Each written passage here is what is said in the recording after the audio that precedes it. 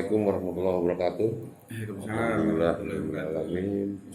Saat ini kita ada di Dinas Kehutanan Provinsi Jawa Timur untuk melakukan sebuah wawancara eksklusif dengan Bapak Dr. Insinyur Jumadi MNT yang menjabat sebagai Kepala Dinas Kehutanan Provinsi Jawa Timur. Salam sehat Bapak. Ya, alhamdulillah. Assalamualaikum warahmatullahi wabarakatuh. Mohon maaf mengganggu waktunya Bapak sebentar.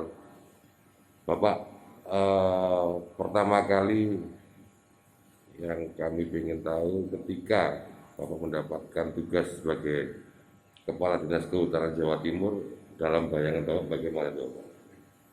Ya, kalau saya ini ekosistem yang mungkin tidak baru ya. Dan saya dulu masuk pertama di Badan Perencanaan itu tahun 92. Itu ditempatkan di bidang ekonomi, di seksi pertanian, yang tugasnya dalam perencanaan bidang pertanian secara keseluruhan termasuk kehutanan. Jadi hampir berapa tahun ya, 92 sampai 2015, 23 tahun saya itu ada di ekosistem, cuma ekosistemnya perencanaan itu, sehingga saya juga sering ketemu dengan teman-teman di sini, ada yang sudah pensiun, ada yang masih, seperti mungkin Pak Sekdi saya belum kenal dulu, saya Pak Sabto CDK Malang itu mungkin dulu mitra saya. Jadi saya pikir ini ekosistem yang tidak baru, cuman beda segmentasi policy saja. Kalau dulu di perencanaan, sekarang karena ini unsur lini ya di pelaksanaan. Oke, gitu Mas. Ya, Bapak. Mengingat masih masa pandemi Bapak, apa yang harus dilakukan oleh Dinas Kehutanan Jawa Timur dalam program-program untuk peningkatan kesejahteraan petani, terutama petani kehutanan Bapak, selama masa pandemi? Iya. Jadi kita pasti ngikuti policy, top policy-nya dulu seperti apa. Yang kedua, teknokratnya kan kita antara ekonomi dan pandemi. Kalau presiden kan, kalau gubernur itu gas dan rem, gitu kan. Tapi sektornya harus mengikuti, apakah dulu zaman waktu saat PSBB, kemudian saat PPKM, mikro 1, 2, 3, terus kemudian PPKM darurat, level 3, level 4, kita mengikuti di situ. Artinya bahwa sektor ekonomi di kehutanan itu ada dua segmentasi output, Pak Heru. Jadi satu itu memang ada misi pertama ekonomi. Nah ini yang harus mengikuti seperti apa kebijakan di pandemi. Nah sekarang ada PPKM darurat level 3-4, kita ngikuti aja. Ini sektor ini bukan sektor esensial dan kritikal, sehingga pengembangan SDM kita seperti ini. Ruang wisata yang menjadi bagian pekerjaan impact dari Tahura Air Suryo ya pasti kita hentikan. Jadi kemudian yang lain-lain tetap jalan, karena yang sifatnya pelayanan masyarakat mungkin di UPT, di Peredaran Sultan itu pelayanan masyarakat ya tetap mereka melakukan pelayanan walaupun dengan cara-cara dengan prokes yang ketat. Artinya kita untuk urusan ekonomi ikuti policy pandemi COVID seperti apa. Sebagai dengan Pak Presiden, Ibu Gubernur, itu kita ngikuti. Kalau ini bukan kritikal sama esensial ya kita ngikuti. Ya, kemudian dalam proses polisinya kan dari refocusing, realokasi, itu pasti kita coba ikuti. Tetapi segmentasi output kedua itu pekerjaan konservasi. Ini yang tidak lalai kita kendalikan, karena ini urusannya dengan kehidupan manusia. Apakah karhutlah yang ada di Tahura Air Suryo yang setiap waktu kita minta teman-teman melakukan pemantauan, karena ini musim kemarau. Kemarin ada hujan, alhamdulillah ini pokoknya kalau musim kemarau ada hujan, alhamdulillah saya tidak deg-degan lagi lah dengan Tahura Air Suryo kan. Dulu kan ada kebakaran di sana di Gunung Kasuno, Belirang, tapi alhamdulillah sampai saat ini belum ada. Yang ada itu sedikit itu di ruang wilayahnya kehutanan itu, tapi kita tidak ada. Jadi dua segmentasi ekonomi pasti kita mengikuti kebijakan pandemi. Yang kemudian konservasi tetap kita pengamatan tetap kita, karena ini menyangkut kelangsungan kehidupan manusia. Itu dan ini ada di ruang musim kemarau ya kita pasti karhutla yang sudah dapat juga himbauan dari Bu Menteri, dari Pak Mendagri, ini sedang kita teliti teman-teman siaga penuh, pelan-pelan kita minta intensifkan tentang kondisi di sana. Kira-kira begitu. Siap, betul. Ada sebelum dilakukan saksi wawancara ini ada beberapa masyarakat, terutama masyarakat sekitar hutan, masyarakat sekitar hutan yang ingin mereka menyuarakan masalah konsep pemberdayaan untuk masyarakat di sekitar hutan. Mohon penjelasan. Ya, jadi kelembagaan masyarakat yang di sekitar hutan yang pertama itu tentu teman-teman di LMDH yang sudah sekian lama mereka menjadi lembaga yang mampu melakukan proses-proses empowering, tapi tentu tidak artinya bahwa pastilah problem sosial itu pasti ada, tetapi ketika kita melakukan komunikasi dengan baik, artinya bersinggungannya di mana nanti, apakah dengan perhutani, dengan LMDH, dengan kita, gabungan atau regulator di provinsi, itu yang kita rembuk aja mereka kekuatan kita, ada kekuatan untuk menjaga hutan produksi, hutan konservasi, tapi mereka juga berusaha di ekonomi sektor. Jadi ini yang kita seimbangkan. Nah, saat ini kita juga ada lembaga baru namanya kelompok tani hutan. Jadi kemarin saya sudah dilapori teman-teman, ini gimana Pak LMDH ini ya kita wong ini kan juga kita semuanya. Nanti kita semuanya ya masyarakat Jawa Timur semuanya.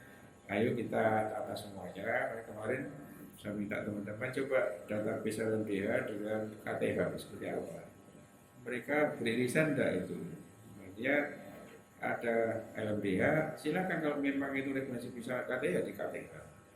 Artinya tidak perlu kalau saya tidak perlu mendikotomikan. Ayo kita bareng-bareng, kalau bisa kita beririsan. Nah ini kan karena masa pandemi saya belum bisa ketemu fisik. Tadi komunikasi tidak ketemu fisik kan rasanya kan seperti apa gitu. Jadi kita intinya dua lembaga ini kalau bisa beririsan saja, tidak perlu mendikotomikan lah. Jadi ini sama-sama kita masyarakat Jawa Timur yang ada di sekitar hutan, kita mau kita apakan hutan ini, kita jaga pelestariannya, ada unsur ekonomi kita manfaatkan, perlu supporting apa, kira-kira pembiayaan ya misalnya, ya kita masuk ke segmen pembiayaan, saya kemarin sudah bilang ke Kepala Dinas Koperasi, Pak Pur, yang hari ini boleh dilantik jabatan fungsional, itu nanti kita rembukan, kalau memang perlu supporting pembiayaan ya kita tarik ke sana. Kalau perlu supporting untuk teknis pemasaran ya kita minta dagangan. Kita regulator siap untuk ada di tengah-tengah untuk mediasi, untuk fasilitasi agar sama-sama punya kemanfaatan yang tinggi. Kira-kira itu konsep kita sebetulnya. Untuk peningkatan ekspor, terutama dalam masa pandemi ini, memang maka sangat berpengaruh tinggi terhadap hasil hutan sendiri. Oke, kalau kita lihat data makronya saja kemarin rilis untuk ekspor itu ada peningkatan ekspor, ada peningkatan impor juga. Ya, walaupun kalau kita jumlah kita di Jawa Timur masih defisit gitu. Tetapi sebenarnya itu sudah track yang benar kalau saat pandemi ini ekspornya sudah naik. Dan kita di Dinas Kehutanan juga punya derivasi tugas ke arah industri primer, terutama dari hulunya ya teman-teman di UPT terkait dengan peredaran hasil hutan itu kan percepatan itu akan mereka bawa kayu log itu ke sawil-sawil, dari sawil mereka masuk ke wilayah mebeler, itu kita koordinasi dengan teman-teman di Indak karena apa? Satu barang ini dua sektor yang kerjakan. Kita fasilitasi SPLK teman-teman yang dari kayu mentah menjadi setengah jadi. Kita fasilitasi, kemudian yang setengah jadi menjadi produk jadi itu teman-teman SPLK-nya diterbitkan oleh beda koordinatornya teman-teman di Dinas Perindustrian. Nah kemudian sudah kita minta Pak Kabir, Pak Tokat itu coba kita bicara, bisa nggak SPRK-nya satu? Kalau itu memang hilirisasinya jadi satu gitu ya. Itu kan harus terbit dua. Itu sedang kita pelajari seperti apa. Ini kan kalau Pak Presiden kan kalau bisa diefektifkan, diefisienkan, kenapa harus double-double gitu makanya itu. Jadi sekarang kita pelajari, kita ngomong dengan teman-teman di dinas perindustrian, nanti kalau bisa di satu hilirisasi ya terbit satu saja bisa. Ini yang sudah kita bicarakan. Nah, ekspor memang meningkat, tetapi perilaku. Jadi dinas ini kan punya dua target RPJMD. Nah, itu jadi misi satu ekonomi, misi dua konservasi. Misi yang ekonomi ini tentu kita yang produksi, yang dicatat di BPS, yang itu menjadi kinerja dinas kehutanan itu hanya produksi. Kalau ekspor itu kita berusaha di situ, tetapi yang data BPS itu masuk di dinas perindustrian perdagangan. Jadi kita bekerja tapi datanya di sana. Nah, tapi tidak masalah karena yang kita kerjakan ini ruangnya masih di ruang stakeholder kita. Jadi kalau kita melihat pertumbuhan di kehutanan sendiri itu updown. Saya kemarin tanya teman-teman semuanya, tapi saya sudah menduga bahwa kenapa updown jadi positif besar ada 12%, turun lagi, naik lagi 10% lagi. Kenapa? Ini saya mengidentifikasi sumbangan PDRB terbesar di subkategori kehutanan itu dari kayu. Tebangnya kayu pasti akan selang-seling tebangnya. Itu pola tebangnya seperti itu. Karena support terbesar dari PDRB di kehutanan itu dari kayu. Non kayu sudah memproduksi tapi belum optimum. Nah, ini jadi tantangan kita semuanya di masyarakat rimbawan ini untuk bisa yang non kayunya seperti madu, seperti empon-empon dan sebagainya di bagian penting dari proses empowering. Terutama kita punya mitra LMDH, kita punya teman-teman di kelompok tani hutan, itu yang dimana kita bisa mengoptimalkan itu. Nanti pasti kita akan identifikasi dulu ada kunci-kunci penting di mana. Apakah kita dulu stratifikasi dulu mana yang pemula, mana yang di atasnya pemula, karena polosinya kan beda. Jadi kita mencoba dengan teman-teman jangan sampai kita memberikan polisi itu average kan. Karena data semua orang itu beda-beda. Ada yang baru bisa berangkat, ada yang sudah bisa jalan tapi dituntun, ada yang sudah bisa jalan sendiri. Ini pasti polisinya beda-beda. Yang barangkali di awal perlu charity, yang kedua mungkin stimulus dulu campuran, tapi sudah jalan sendiri ya kita masukkan ke bank aja, bank dengan bunga yang murah. Berapa nih benar punya program yang bunga 3%, bunga 4%, bunga 6%, itu ada semua. Kita tarik ke sana. Tentu kita koordinasi dengan dinas koperasi atau biro perekonomian yang mengelola di sektor pembiayaan. Ininya siap. Dalam hal peningkatan kualitas SDM atau di mana saat ini ada beberapa kepala cabang dan kehutanan yang masih kosong. Artinya itu menjadi PR Bapak saat ini. Langkah dan kiat apa untuk percepatan pengisian di tingkat kepala JDK dan beberapa kasih yang kosong itu? Ya, ini SDM itu menjadi kata kunci penting misalnya. Semua struktur organisasi itu pasti ada pemainnya, ada mesinnya, ada metodenya, itu yang menjadi bagian utama. Karena kalau mainnya itu seperti peluru di sebuah roda 1, 2 ada pasti, walaupun ada PLT pasti nggak optimum. Ini basic saya itu semuanya saya pelajari semuanya. Saya minta e-master, saya lihat semua rekam jejak dari seluruh SDM di sini.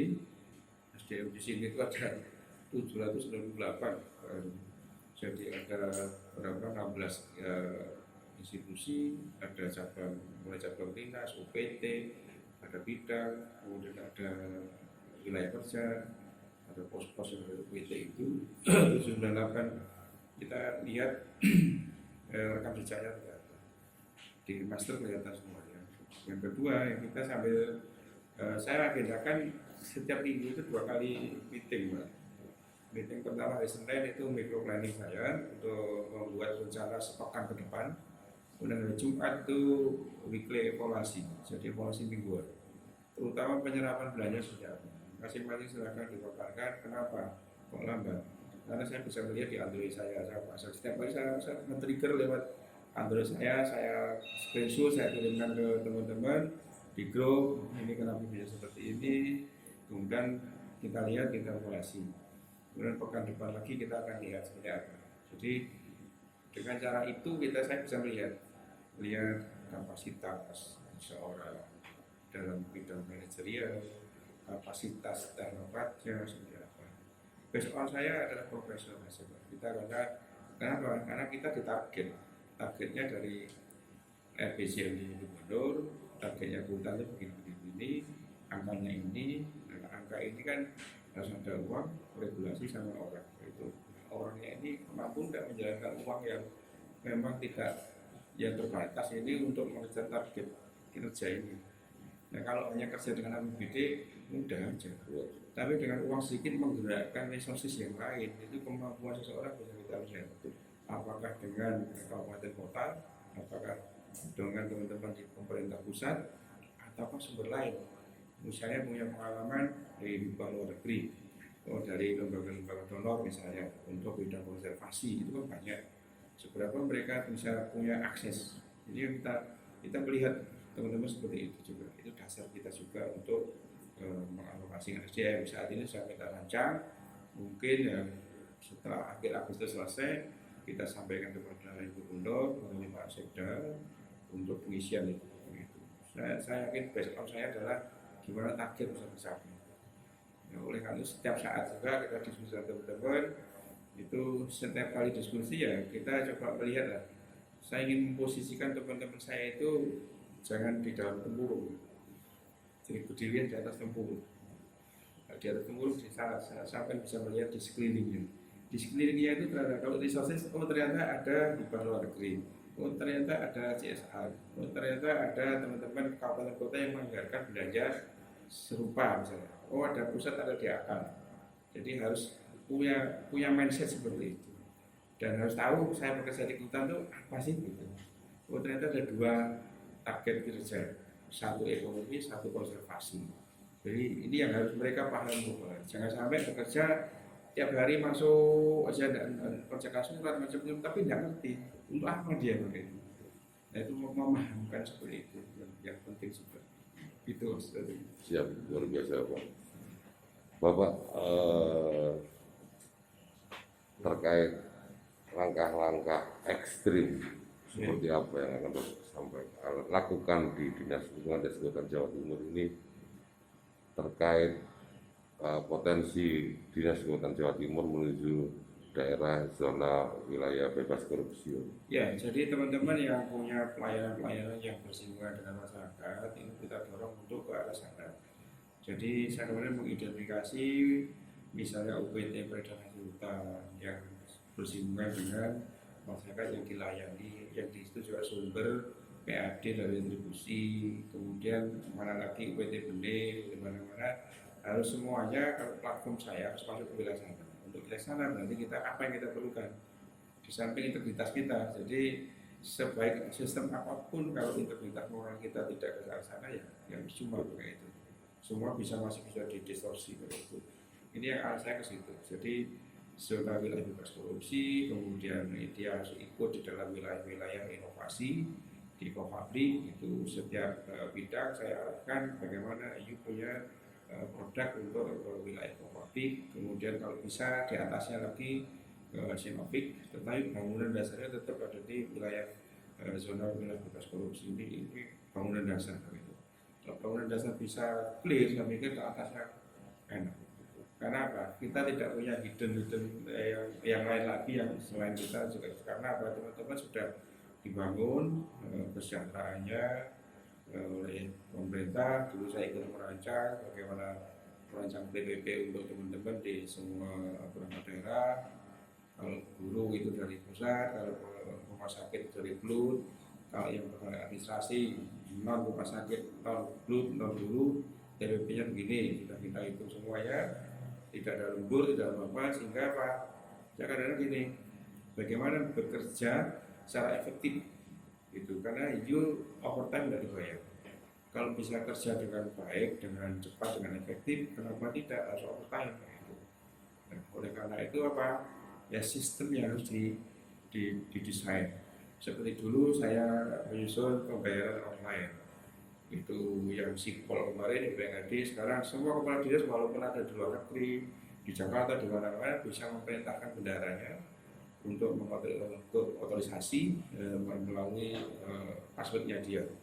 Nah ini kan kalau dulu enggak, kepala dinas harus di ruangan ini tantangan. Nah ini kan kerja efektif dan efisien tapi dikendalikan di rumah, tidak overtime. Nah, sama seperti ini banyak sistem yang ada di sini. Nanti kita bedah satu-satu, bisa nggak kita integrasikan sistemnya, jangan sampai bidang A, bidang B, bidang C ini kayak menara-menara masing-masing, padahal bidang-bidang ini beririsan. Kalau beririsan sistemnya harus jadi satu terintegrasi. Nah, itu yang dulu saya susun juga pengalaman saya di BPKD, saya masuk BPKD dulu bidang anggaran sendiri, perbendaharaan sendiri, masing-masing sendiri. Ternyata kita pelajari di regulasinya loh, ini beririsan. Kenapa harus masing-masing? Ternyata bisa, gitu bisa. Sampai sistem reportingnya itu yang di Android saya bisa melihat hari ini sampai punya akses itu kasnya seperti apa. Kas jam 7 sampai jam 15.30 seperti apa. Naik turunnya seperti apa. Oh kalau naik berarti ada saluran pasir. Kalau turun berarti ada dinas yang ngambil. Itu. Belanja hari ini, detik ini, menit ini bisa kita lihat. Itulah yang saya sampaikan ke teman-teman di sini juga pengalaman yang seperti itu, ayo kita seperti ini karena big data yang jadi targetnya Ibu Gubernur salah satunya adalah velocity update real time. Bisa nggak kita seperti itu? Misalnya hari ini berapa UPT yang lain hutan itu hari ini berapa log yang tentang di sana, berapa yang dikerjakan, berapa yang dikeluarkan, saya bisa bantu. Sekarang kan belum bisa bantu. Kemarin saya ke kepala UPT juga, Ibu kantor di Kalimantan bisa nggak kegiatan di seksi di Gresik sama Surabaya? Sistemnya di sana Pak, nggak bisa kan? Kenapa nggak ada dikonekkan di sini? Berarti kontrolnya kurang. Itu kalau kontrol kurang bisa saja teman-teman di sana gini-gini sendiri. Nah ini yang saya kemarin ke semua teman-teman, ayo kita bekerja efisien. Saya di rumah juga bisa bantu, misalnya di rumah. Saya di luar kota saya juga bisa membantu, yaitu aktivitas yang ada di teman-teman UPT, di bidang-bidang. Intinya kita bagaimana efektif dan efisien itu dalam rangka kita sebenarnya ingin membantu Ibu Gubernur mewujudkan big data. Salah satu sifat yang kita pegang dulu saja dari 4 kriteria big data, velocity kita pegang, real time sama update. Data tahunan itu bad news menurut saya, nggak berguna apa-apa. Data yang berguna itu data yang dalam waktu cepat itu bisa kita peroleh. Itu yang coba kita ajak teman-teman untuk ke masyarakat. Gitu kira-kira Pak. Siap. Pesan khusus dari Ibu Gubernur Jawa Timur Bapak? Jadi gini, Ibu Gubernur kemarin pelantikan April itu pasti realisasi. Pas realisasi memang pas up sampai 43%. Itu sebelumnya memang rendah. Ada itu, cuma kita di masing-masing kita lihat kita sekarang masih di kuning, sebelumnya hijau. Tapi karena ada penyerapan yang tinggi di dinas pendidikan waktu itu karena bos masuk 5 triliun, jadilah provinsi naik tinggi begitu, sehingga yang hijau kuning lagi. Nah ini sedang kita kejar, itu pesan umumnya seperti itu. Pesan khusus Ibu Gubernur di sektor kehutanan. Kehutanan itu punya 2 misi penting. Satu misi ekonomi, tapi yang terpenting misi konservasi. Ini konservasi ini sangat penting karena apa? Ini kehidupan manusia ada di sini. Berapa orang yang ngambil air di kawasan Tahura Suryo? Siapa yang memanfaatkan air di Tahura Suryo? Semua sumbernya ada di situ. Kalau kita tidak mengurus di daerah yang upland sana, ini menjadi bagian penting kita kerja dengan teman-teman yang lain yang boleh putuskan wilayah kabupaten. Kemudian edukasi masyarakat juga semakin penting. Bagaimana punya kebiasaan, terutama kemarin saya bilang gimana anak-anak milenial itu bisa tertarik untuk nanam, tertarik untuk mereka pergi ke sana dalam rangka misi konservasi. Sampai teman-teman bisa nggak kita menyiapkan teman-teman jadi duta konservasi atau duta cagar biosfer gitu. Ini yang belum kita bahas ke sana. Supaya kita kalau ini jadi, karena konservasi jadi mainstreaming. Artinya sustainable development itu ya dari keanekaragaman hayati kita. Kalau kita ini tidak menjadi mainstreaming, kita ajak masyarakat berpartisipasi, terutama milenial kita yang luar biasa jumlahnya sekarang, kita ajak ke sana karena mereka yang punya suara gitu. Suaranya mereka kenceng banget gitu. Kalau kita ajak ke sana, misalnya kita ajak ke sana, ayo tanam pohon satu orang satu, silakan you namai sendiri, namanya misalnya Chandra, tanam tanggal sekian, jenisnya pohon ini, nama latinnya ini, nanti dilihat lagi sampai nanti you besar, saya punya anak, ini tanaman saya, punya rasa emosional yang dia bisa merawat mereka. Inilah gerakan ini nanti akan kita coba kembangkan bersama untuk bidang konservasi. Jadi ibu tadi yang ketiga, ibu gubernur besar bahwa di sana banyak mitra, ada LMDH, ada kelompok LMDH, sama-sama. Dan kita sekarang presiden lagi kencang untuk bicara satu tentang sarang burung walet, yang kedua tentang koran. Dua komoditi itu yang menjadi waktu itu jadi sidang kabinet terbatas presiden, yang hari-hari ini Pak Menteri Pertanian, kebetulan orang diambil oleh Pak Menteri Pertanian, walaupun medianya ada di Kehutanan. Kemarin juga Pak Dirut Perhutani juga bertelepon saya, Pak Kadis, kebetulan adik kelas saya itu, Pak Kadis saya akan menghidupkan kembali pabrik orang saya di area Kediri. Mungkin Mas yang tahu sana Kanggur itu karena masih pandemi, masih tertahan, dari kesini juga kita akan berpartisip untuk menghidupkan di pabrik yang di Kediri itu, di Pare itu, seperti apa nanti partnershipnya, apakah nanti kita materi gubernur, kita konekkan dengan PT Pos Agro, atau seperti apa, nanti kita tunggu. Tapi misi penting untuk kelembagaan tadi, gubernur juga pesan misi ekonomi dan misi lingkungan. Gimana mereka bisa punya pendapatan dengan tetap melaksanakan fungsi hutan lestari. Jadi inilah yang keseimbangan sebenarnya ada di sini Pak. Keseimbangan kehidupan itu kita juga berusaha ekonomi, tetapi konservasinya menjadi basis penting yang jadi mainstreaming ke depan seperti itu. Siap, Itu, Pak. siap Bapak. Luar biasa wawancara hari ini. Bagian dari masyarakat Maki Jawa Timur agak bangga Bapak punya pemimpin yang pola pikirnya menurut kami out of the box gitu Pak. Jadi luar biasa. Luar biasa, masyarakat juga biar paham, biar mengerti bagaimana Bapak Dr. Insinyur Jumadi MMT ini menjadi bagian dari strong leadership di Jawa Timur, dan kita harapkan juga ke depan menjadi bagian penting Bapak dalam perjalanan wajah pembangunan masyarakat Jawa Timur. Sukses dan sehat selalu Bapak. Terima kasih teman-teman Maki semuanya. Saya pikir sangat senang kita bermitra dengan teman-teman Maki. Ini menjadi bagian penting upaya kita untuk lewat Maki kita bisa menyiarkan hal-hal kalau supaya disampaikan Ibu Gubernur itu hal yang baik dan benar itu tolong disiarkan ke teman-teman di masyarakat.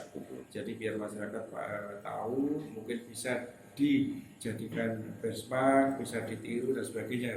Itu bagian dari kalau menurut beliau itu sodhakoh, jadi sodhakoh syariah terkait dengan hal yang baik, yang benar, yang diproduksi oleh teman-teman. Jadi lewat Maki juga ini bisa menjadi bagian penting mitra kita dari Kehutanan untuk bisa menyampaikan apa-apa yang menjadi proses, apa-apa yang menjadi produk atau policy, apa-apa nanti yang perlu dihasilkan oleh Dinas Kehutanan. Saya pikir ini menjadi prinsip yang sangat baik ke depan.